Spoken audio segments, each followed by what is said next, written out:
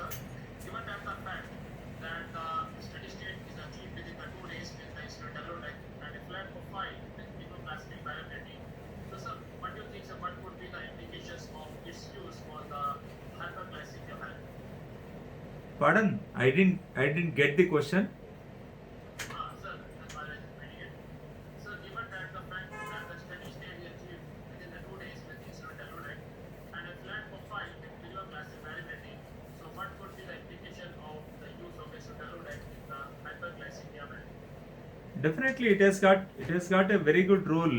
The degludec, insulin degludec, being a basal analog insulin, it has got a very good role to start with in the stage of hyperglycemia, along with the existing OADs in type 2 diabetes mellitus, not in T1DM actually. See, it is only the question is related to T2DM, and when it is associated with the hyperglycemia, the T2DM patient on multiple OADs, you can start and you can initiate with 10 units of the basal insulin in any case of given any given case with hyperglycemia, and you can keep titrating the dose until the patient reaches a reasonable the fasting hyperglycemia. So that is somewhere around some 80 to 130, the target being the reasonable target given by the American Diabetes Association is 80 milligram to 130 milligram per deciliter of fasting plasma glucose. So you can start the basic funda behind initiating the basal insulin analog is to fix the fasting first, then automatically you can catch up the postprandial excursions, which are more important and can be controlled by means of OADs. Thank you, sir. Sir, there is one more question, that is, you have mentioned that time is range in the session of years. Yeah. So, what is your thought on the using timing range as a better parameter than the HbA1c to analyze the true glycemic control? No, both are. See, the time in range is as important as the glycemic variability, and as important of not getting into hypoglycemias, and as important of maintaining HbA1c. Nothing is independent here. All factors coming to play while targeting or the treating the patient. What all I said, the time in range is very important. You cannot be the time above the range or time below the range, and every parameter is important in this treating a case of either type 1 DM or type 2 DM, whatever it may be. So TIR is important, as well as the glycemic variability is important. A preferred one is the low glycemic variability, and you should see to that no patient lands up in hypoglycemia. At the same time, you have to maintain the HbA1c. And what I told and what I tell every time is, HbA1c will not give you the any idea about the incidence of hypoglycemia first. That is, you will not get a hint of this thing. And second is, HbA1c will not give you the clue about the glycemic variability. These are the two lacunae we find with HbA1c. But for that, it gives only a rough approximate mean plasma glucose, average estimated glucose for the last 90 days. I think that clears the question, Saket. Yes, sir. Sir, there is one question from Dr. Garima.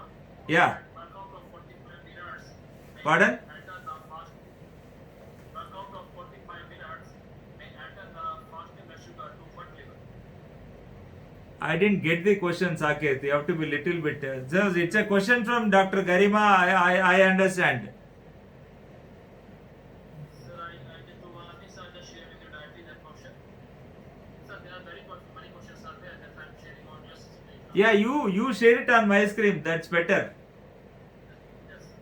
so that I can go through that and I can answer the questions.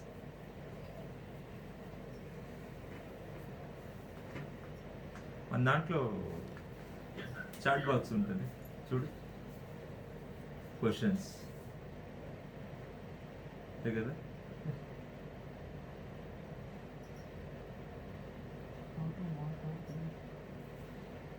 Dr. Karima, if you are there, can I unmute you? Yeah, Garima, you can unmute and ask me. That's not a problem because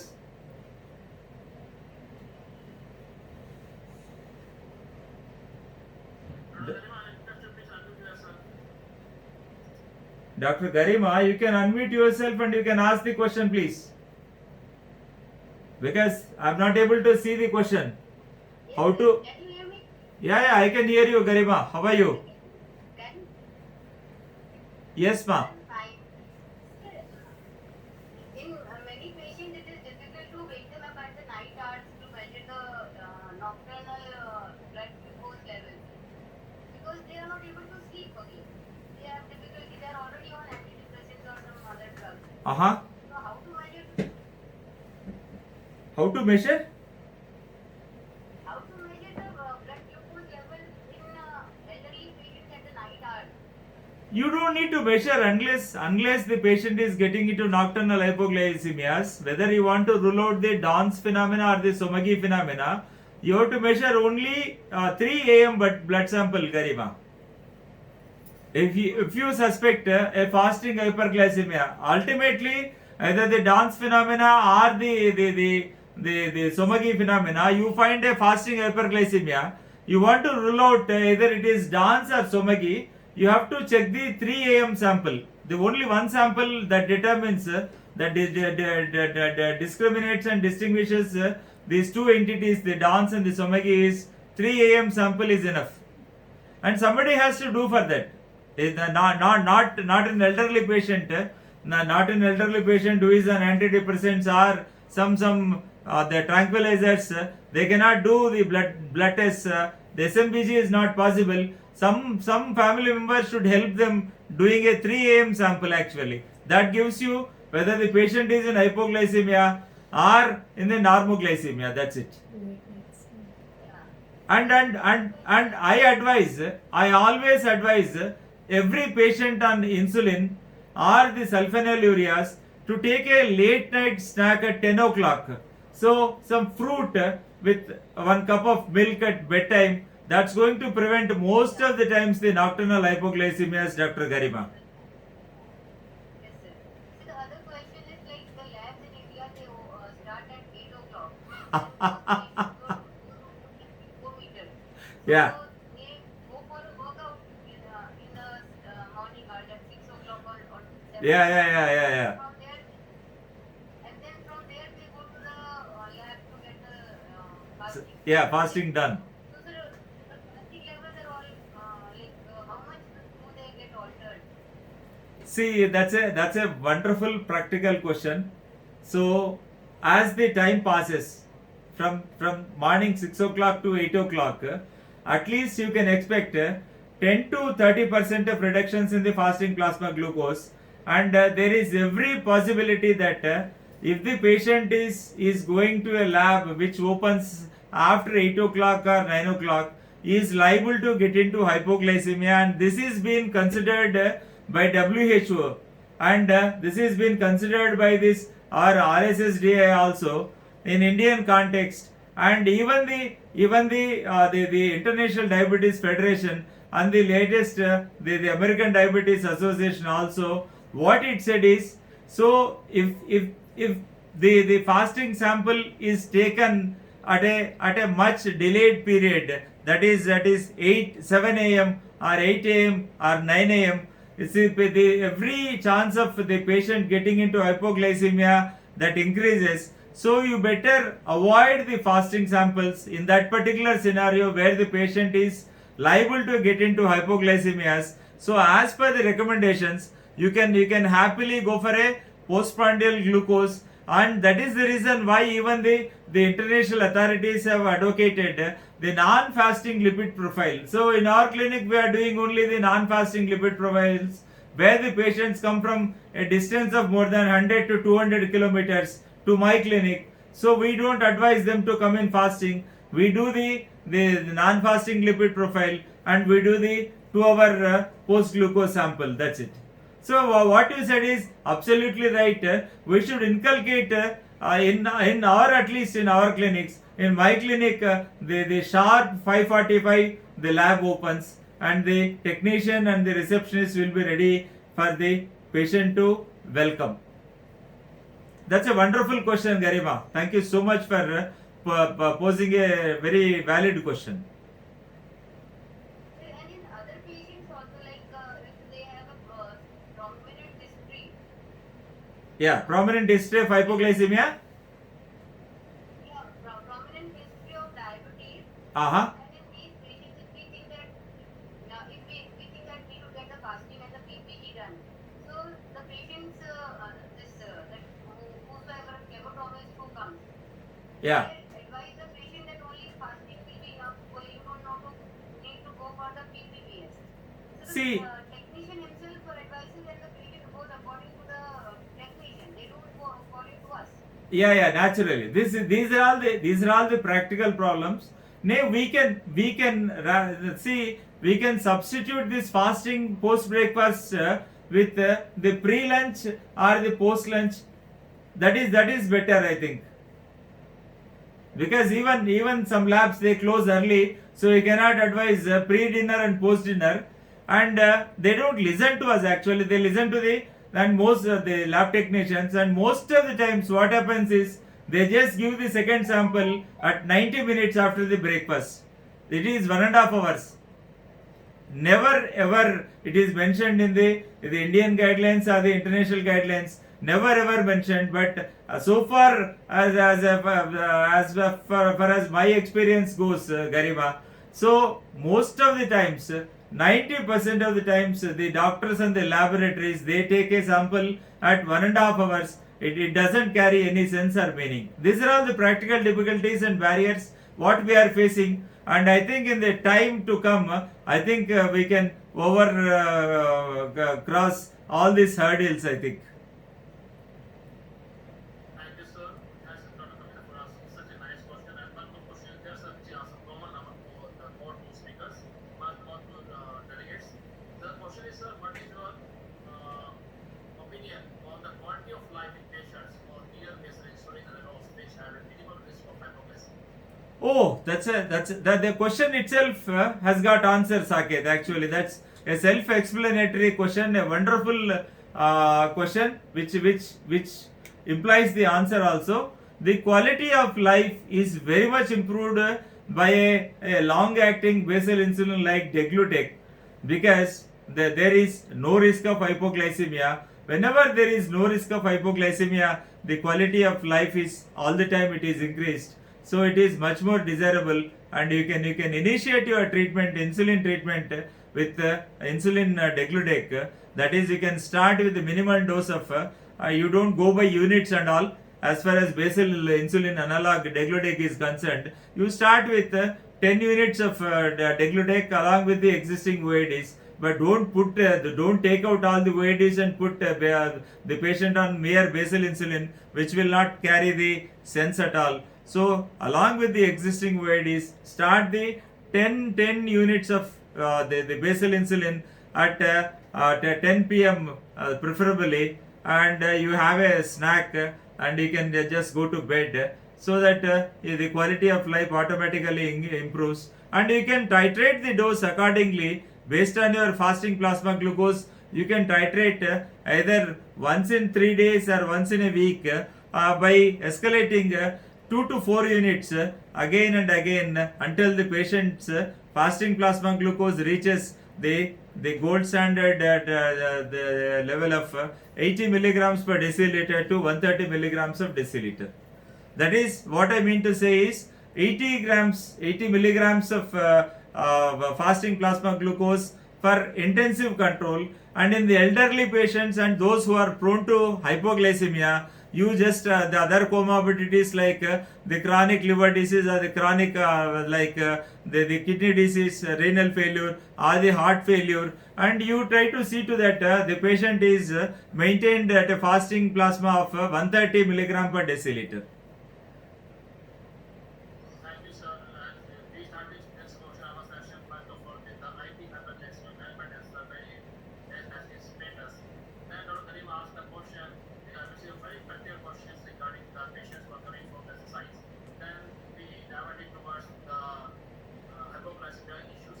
Sir, just now last answer of yours, you touched one point that is Nalutec. We always say Nalutec to be safe to be used in special populations like elderly patients. Yeah. patients, Absolutely. now the pediatric also more than 1 year we have the approval just now we see. Yeah, any type 1 diabetes patient above the age of 1 year, you can put the patient on this particular degludec. Unlike the insulin glargine, it is above 2 years by European Commission and by European Medical Agency, and above 6 years by US FDA. So this is a better insulin for anyone that is above the age of 1 year. That is the best part of insulin degludec is any individual above the age of 1 year is fit to take that. But I mind you once again, the insulin degludec is not a drug of choice for the pregnant ladies. Please, I mind you once again. So though I am a speaker for Novo Nordisk, I am totally unbiased. I have to put forth the facts only in front of my dear professional colleagues. Never ever the degludec is a drug of choice for pregnant ladies. Please. Thanks sir for In that case, you can go for Detimer. Detimer is a drug of choice for this thing. Though all the see, once again I would like to, once the topic has come, the pregnancy, any drug that is used in pregnancy is categorized as category B or C. Nothing is category A. Either the OAD or the insulin, whatever it may be.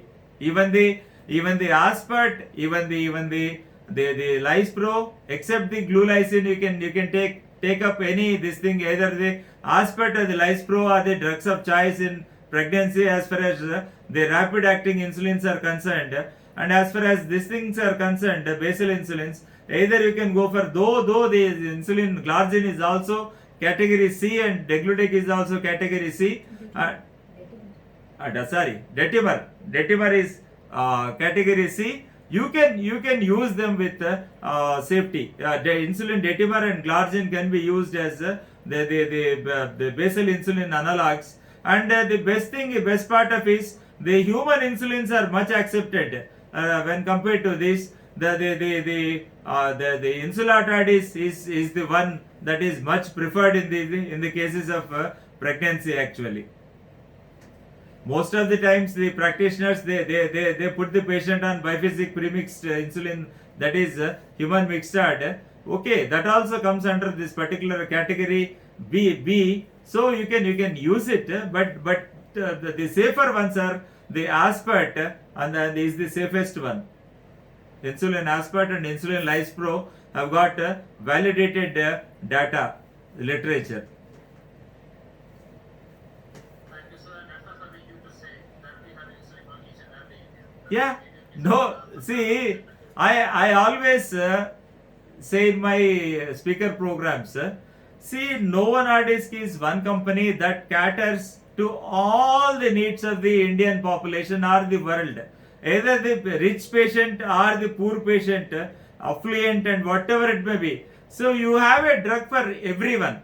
Yeah, the poor people, they have human mixtard, the Vactropid, they have the insulatard. For the rich people, they have the drugs like Idec Asp, like the Rhizodec, and even the Tresiba, the wonderful basal insulin. And in the intermediate group also, you have got the insulin aspart and the protominated aspart, that is biphasic premixed analog. The Novomix is there. So it caters for every pocket of the patient, like from the poor to rich. Thank you,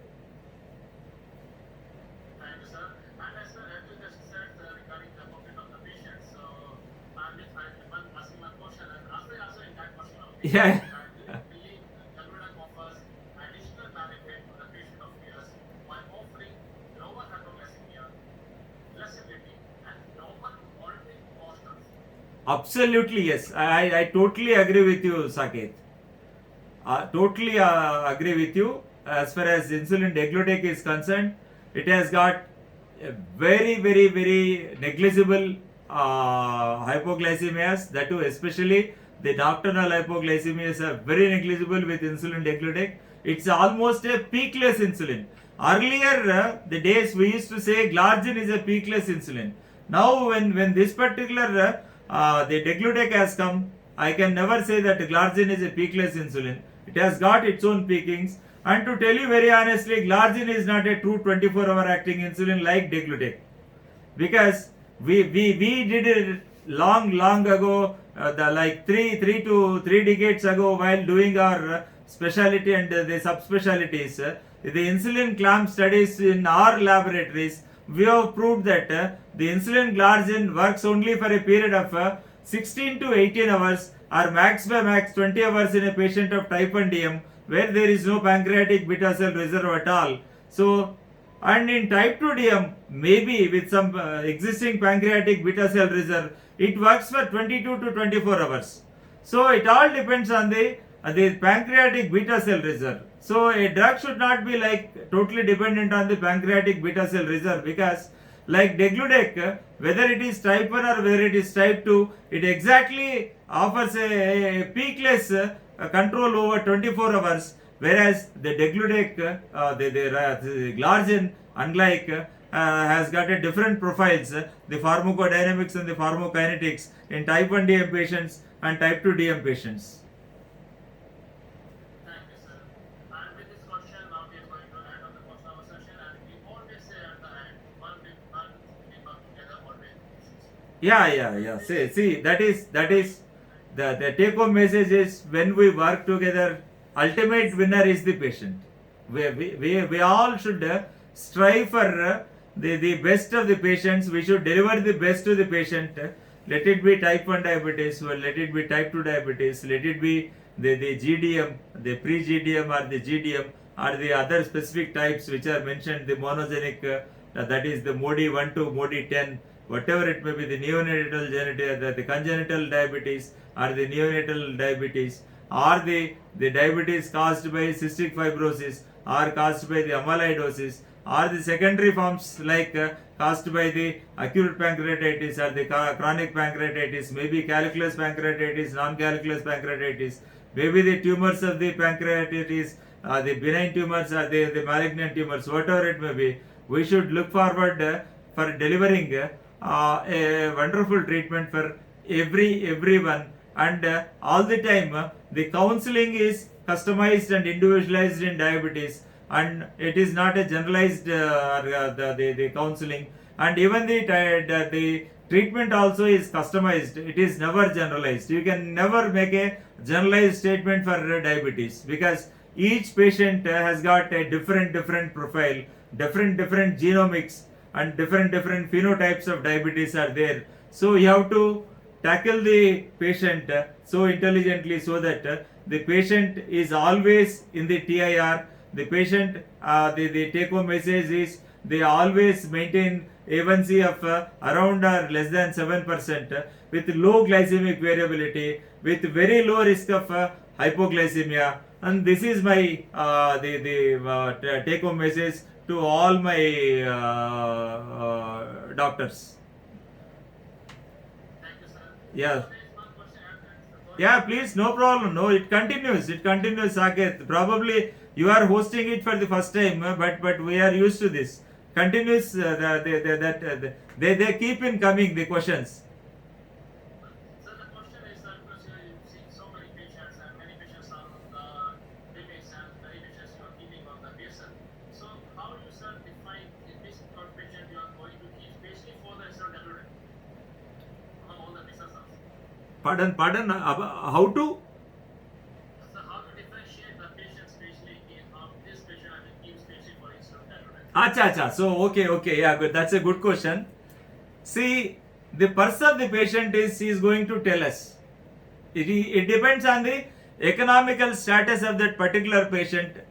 If it is the money is not a problem for that patient, I would directly go for insulin degludec, there is no other choice other than insulin degludec if the patient has got enough money to buy insulin degludec and can continue for at least some period. That's the only indication I can tell you. That's it.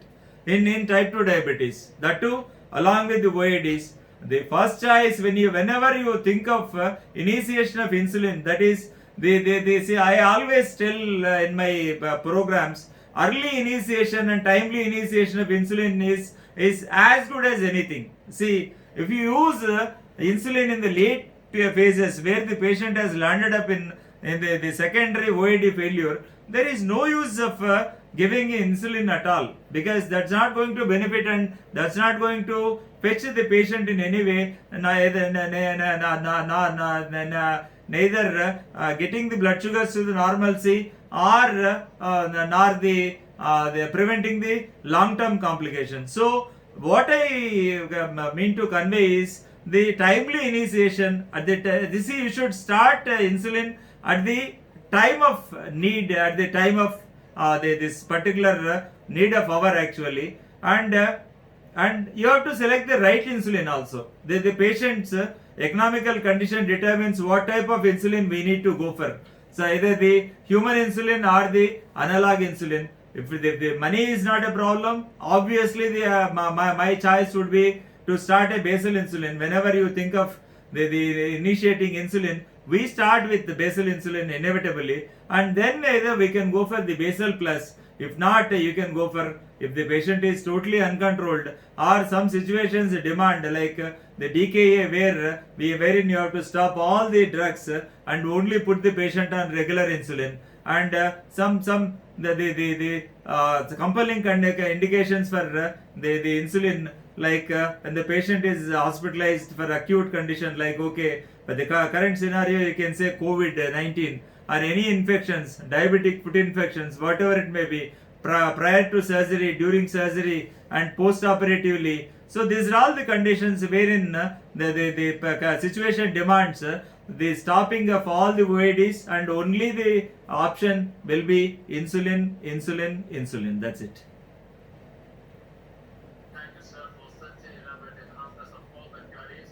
And really, with this, we are going to end of the session. I really thank all the panelists of ours, Shiv Sir and Shiv Madam, for giving us such a relevant insight regarding insulin research for use of this insulin. I really thanks all the delegates for joining us today. I really happy participation, especially the also who have asked so many questions to us. Then thanks once again. I must say with the promise to all our audience that we must come back to you with something new initiatives and new topics and something else. Dr. Garima is a good friend of mine, Saket. She's from Indore, MP, Oh, Madhya Pradesh. my place only, sir. Yeah, she is very good friend of mine. Fine, that's very Yeah. good, sir. And thank you, Saket, for nice moderation. Thank you so much. And thanks to Novanadis for giving both of us the opportunity to be the speakers of the evening. And thank you so much. And thanks all my professional colleagues for your kind, patient listening. Thank you so much. Thank you. Thanks. Stop here.